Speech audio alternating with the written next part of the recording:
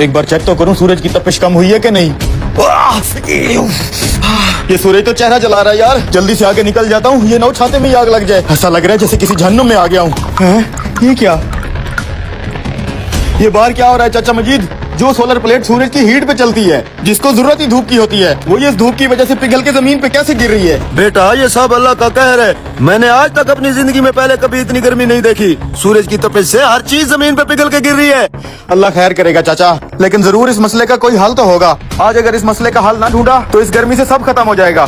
मसले का हल क्या ढूंढेगा बेटा? वो तो नहीं पता चाचा, लेकिन जरूर इस मसले का कोई हल तो मैं ढूंढ ही लूंगा। ऐसे हाथ पे हाथ रख के बैठने से कुछ नहीं होगा। मैं भी तेरे साथ चलता हूँ बेटा। आजो फिर चाचा। भाई अचानक इतनी गर्मी कहाँ से आ गया? मैंने सुबह से ट्यूबवेल चलाया हुआ है, खेतों में पानी जाने से पहले भाप बन के उठ जाता है। भाई तुम दरख्तों के नीचे खड़े हो, तुम्हें नहीं पता बाहर धूप में हालात बहुत खराब हैं। हर लोहे की चीज, प्लास्टिक की चीज पिघल के जमीन पे गिर रही है। ऐसा लग रहा है जैसे आग बरस रही हो। अब इस मसले के हल के लिए मौलाना साहब के पास चलते हैं। छाते के नीचे आओ, मस्जिद में चलते हैं।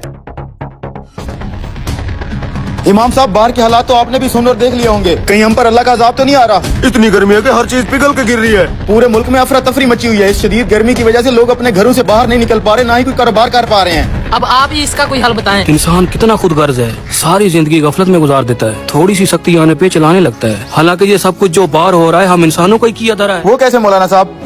हर साल हम इंसान चंद पैसों की खातर लाखों दरख्त काट देते हैं। तुम्हें पता है एक दरख्त कितनी ठंडक रखता है? जैसे फिजा में तो एयर कंडीशन ऐसी चल रहे हो, वो भी फ्री में बगैर बिजली के। ये है मेरी अल्लाह की कुदरत। इसका मतलब है मौलाना साहब ये जो इतनी गर्मी हो रही है दरख्तों की कमी की वजह से हो रही है। लेकिन इस मसले का आप क्या करेंगे मौलाना साहब? हम बाहर कैसे निकलेंगे? इस मसले का एक ही हल है, जल्द से जल्द जितने भी दरख्त लगाओगे उतना ही जल्दी ये गर्मी कम होगी। मौलाना साहब हम अपने हिस्से का दरख्त तो लगा लें, लेकिन हम लोगों से कैसे लगवाएंगे? बेटा तुम अपने हिस्से का दरख्त लगाओ, बाकी सब लोग भी जरूर लगाएंगे। बात तो ठीक है भाइयों, अब भी अगर हम दरख्तों को काटते रहेंगे तो ये दुनिया इधर ही जहन्नम बन जाएगी। दोस्तों जब आखिरी दरख्त कट जाएगा, आखिरी मछली पकड़ी जाएगी और दरिया आलूद हो जाएंगे, तब हमें एहसास होगा कि करेंसी नोट न खाए जा सकते हैं और ना ही पिए। दरख्त लगाना सिर्फ नेकी ही नहीं, हमारी आने वाली नस्लों का हक है। आए आज मिलके एक दरख्त लगाएं और कल का बेहतर पाकिस्तान बनाएं।